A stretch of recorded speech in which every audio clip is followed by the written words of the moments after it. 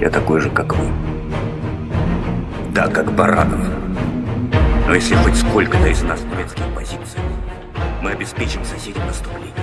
А потом в прорыв пойдут танки. Пусть мы ляжем там, но хоть сколько-то отобьем у врага. Хоть сколько-то отобьем. И власть здесь ни при чем. Hello guys, probably most of you have watched this kind of news on your TV on these days. Counted out early in the war, but still going strong. Against all the odds, Russia has not managed to ground Ukraine's air force. Russian TV was not showing live coverage from Kiev. In fact, it was showing pre-taped reports, some of them very dramatic, showing reporters in flak jackets standing in front of tanks. But a resident telling a Reuters journalist one of the Russians was killed in the firefight. After we've killed this one, the others run away. They were some 12 to 15 people. That's it. We will win. They won't take Kharkiv. They have run back to where they came from. Ukrainian soldiers surround the abandoned vehicles, celebrating a small victory in a conflict where they should have no chance of holding off the enemy. But do you know that there is another war that is actually happening in Europe? This is called the Nagorno-Karabakh War, and today I'm going to talk to you about this war. Welcome. First of all, it is important to clarify that Nagorno-Karabakh is part of the Dagestan Republic. And the Dagestan Republic is one little piece of country that is not recognized by most of the countries around the world. Taking into account that information, actually Nagorno-Karabakh is part of Azerbaijan. But in Azerbaijan, the official religion is the Muslim, and most of his inhabitants of Nagorno-Karabakh, they are Catholic.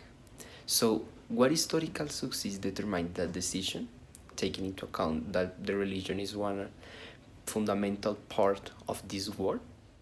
We have to go back to the time, exactly to the Russian Empire between the 19th and 20th century with the king Nicholas II. In this time, Nagorno-Karabakh was managed economically, socially and politically for Baku, which is actually the Azerbaijan capital city. However, with the Russian Revolution headed by Vladimir Lenin, they have decided that Armenia and Azerbaijan will be part of the Soviet Union, and Nagorno-Karabakh will continue being part of Azerbaijan, because, as I said, the city was managed from Baku, that is actually the capital city of Azerbaijan, since the Russian Empire. Unfortunately, on this time they hadn't considered the religion as a factor of a war. I said that because the Armenian people, that were the majority of people who is living actually in Nagorno-Karabakh, they are Catholic, and they put to live in a Muslim territory with different cultures and different gods.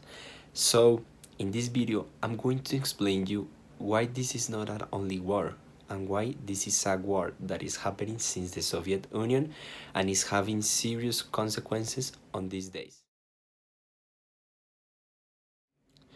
The main characteristic of this war is that it was a war not between the army of United States, Russia, Armenia, Azerbaijan. No, it was a war between people, normal people. They brought the weapons and these kind of things to protect him illegally from the Middle East. And this war happens because the people were disappointed with the decision about that Nagorno-Karabakh was still being part of Azerbaijan and not for Armenia, as the majority of the inhabitants wants. All this war between inhabitants was only the first part of this war, that it happens between 1988 and 1994. In 1991, Armenia and Azerbaijan decided to not be more part of the Soviet Union. Lastly, in that year, the war was getting worse, and for obvious reasons, the Armenian government gives money, weapons and army to his inhabitants that were fighting for their territory. The Azerbaijan government didn't like that decision, and this war started to grow as a level that they have to create the OCCE, in which countries like France, United States and Russia try to be peace mediators in this first war.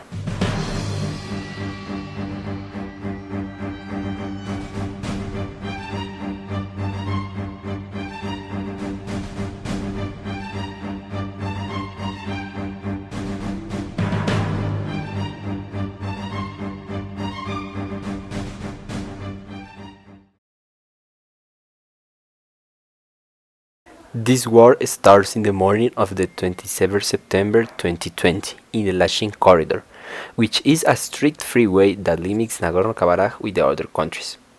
The one who starts the bomb were the Azerbaijan army to the Arstak Republic, and obviously the Armenian army starts to defend the Nagorno-Karabakh territory and his inhabitants.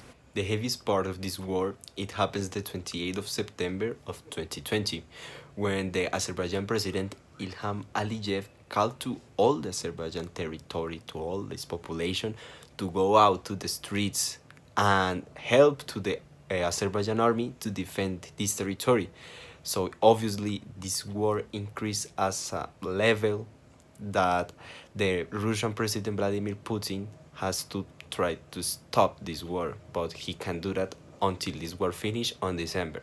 This war ends the 10th of November of 2020, in which literally the presidents of Armenia, Azerbaijan, and Russia called by a video call and tried to put an end to this war. The agreement that these three countries decide to put an end to this war was that they have to put into jail the prisoners that Armenia and Azerbaijan had at that moment.